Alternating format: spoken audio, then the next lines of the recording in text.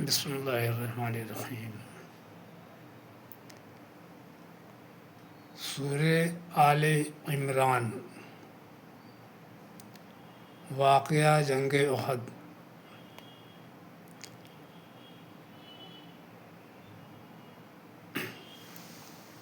بسم اللہ الرحمن الرحیم۔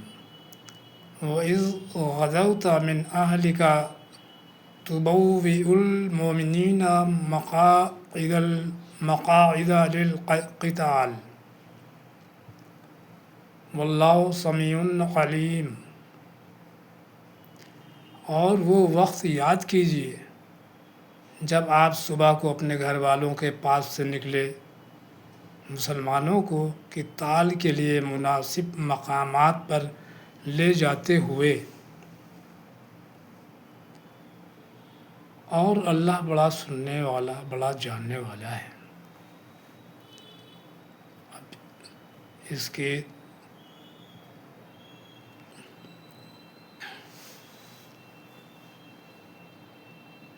تفسیر ہمارے مرحوم محترم جناب عبدالماجد دری آبادی کی ہے، سنیے۔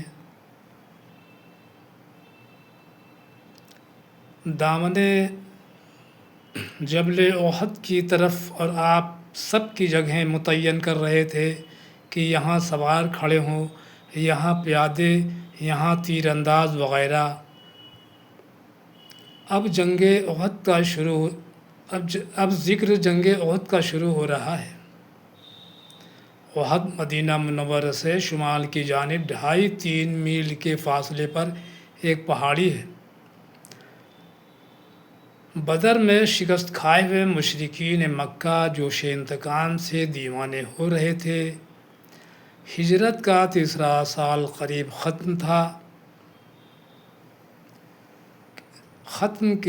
تھا اور واقعہ بدر پر 1 سال گزر چکا تھا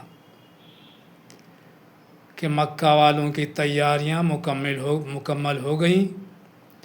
اب کی تیاریاں بڑے انتظام و اہتمام کے ساتھ و بہت بڑے پیمانے پر ہوئی تھیں۔ قریش کی جمعیت 3000 کی تھی، ان میں 700 جوان زیرہ پوش تھے، 200 سوار، باقی شتر سوار تھے۔ قوم اور قبیلے کے بڑے بڑے سردار سب ساتھ ہوئے۔ بڑی بات یہ کہ عورتیں بھی شریک جنگ ہوئیں۔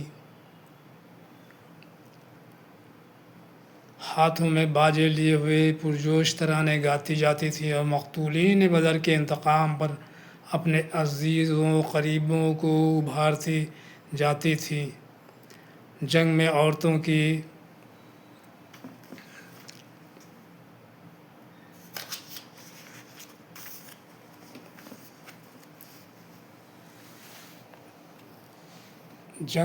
عورتوں کی شرکت آج 20ویں صدی کی جدت نہیں، جاہلی مشرک قوموں کا پرانا شعار تھا۔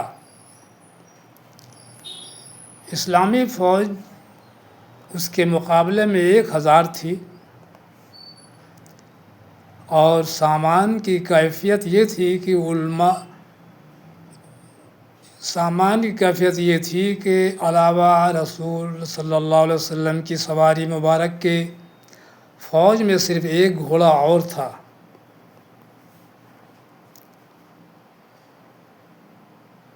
اس سے بڑھ کر ستم یہ ہوا کہ صبح سویرے عین اس وقت جبکہ دشمن سامنے نظر آیا اور مسلمان اپنے مقدس امیر الجیش کے ساتھ ابھی نماز ہی میں مشغول تھے، عبداللہ بن ابی مدینہ کا پرانا اور ذی اثر لیڈر یہ عذر کر کے جب ہماری رائے نہیں سنی گئی اور شہر کے اندر ہی رہ کر نہیں لڑا جاتا تو ہم بیکار اپنی جانیں دوسروں کے کہنے پر کیوں دیں۔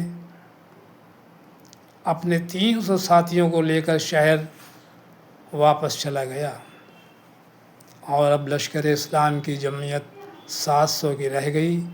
ان میں بھی زیرہ پوش کل 100 مقابل فوج تعداد میں چوگنی سے زائد اور ساز و سامان کے لحاظ سے بھی کہیں زیادہ آراستہ یہاں اور آن حضرت صلی اللہ علیہ وسلم اس وقت حضرت عائشہ کے حجرے سے برآمد ہوئے۔ یہ 7 شوال 3 ہجری یوم شنبہ کی صبح کا وقت تھا۔ ترتیب صفوف مورچوں کی متناسب موضوعیت کی اہمیت جس طرح سکندر و دارا کے زمانے میں تھی، جدید فن حرب میں بھی مسلم ہے، اور ملٹری سائنس کی کتابوں میں پوزیشن کی اہمیت کی تشریح میں صفحے کے صفحے وقف رہتے ہیں۔ امت کا رہبر کامل مقدس نبی ہونے کے علاوہ سپہدار اعظم کی حیثیت بھی بے نظیر تھا۔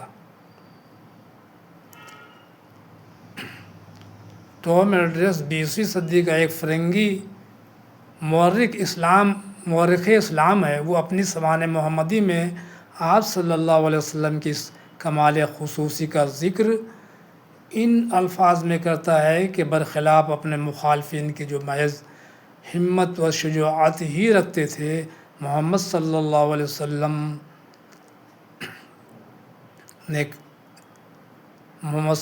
وسلم نے کہنا چاہیے کہ فن حرب کو بھی نئی راہ نکالی، فن حرب کی بھی نئی راہ نکالی۔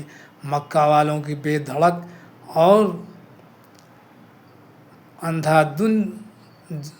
اندھادھند جیوٹ کے مقابلے میں محمد صلی اللہ علیہ وسلم نے خوب دور اندیشی اور سخت قسم کے نظم اور انضباط سے کام لیا۔ ملاحظہ ہو حاشیہ تفسیر انگریزی مولانا شبلی مرحوم نے الفاظ کے ذریعے سے گویا پورا معرکہ احد کا کھینچ دیا ہے۔ حضرت صلی اللہ علیہ وسلم نے احد کو پشت پر رکھ کر صف آرائی کی، مصعب بن عمیر کو علم عنایت کیا، زبیر رضی اللہ بن عوام رسالہ کے افسر مقرر ہوئے، حضرت حمزہ رضی اللہ عنہ کو اس فوج کی کمان ملی جو زرہ پوش نہ تھے۔ پیٹھ کی طرف احتمال تھا کہ دشمن ادھر سے آئیں، اس لیے 50 تیر اندازوں کا دستہ متعین فرمایا اور حکم دیا کہ اگر کوئی لڑائی فتح ہو جائے تو تاہم وہ جگہ سے نہ ہٹیں۔ عبداللہ بن جبیرانی تیر اندازوں کے افسر مقرر ہوئے۔ قریش کو بدر میں تجربہ ہو چکا تھا، اس لیے انہوں نے نہایت ترتیب صف آرائی کی میمنہ پر خالد بن ولید کو مقرر کیا، جو کہ ابھی اسلام نہیں لائے تھے۔ میسرہ اکرمہ کو دیا، جو ابو جہل کے فرزند تھے۔ سواروں کا دستہ صفوان بن امیہ کی کمان میں تھا، جو قریش کا مشہور رئیس تھا۔ تیر اندازوں کے دستے الگ تھے، جن کا افسر عبداللہ بن ابی ربیعہ تھا۔ طلحہ علمبردار تھا اور 100 گھوڑوں کو تل رکاب میں تھے کہ ضرورت کے وقت کام آئے۔ سیرت النبی جلد 7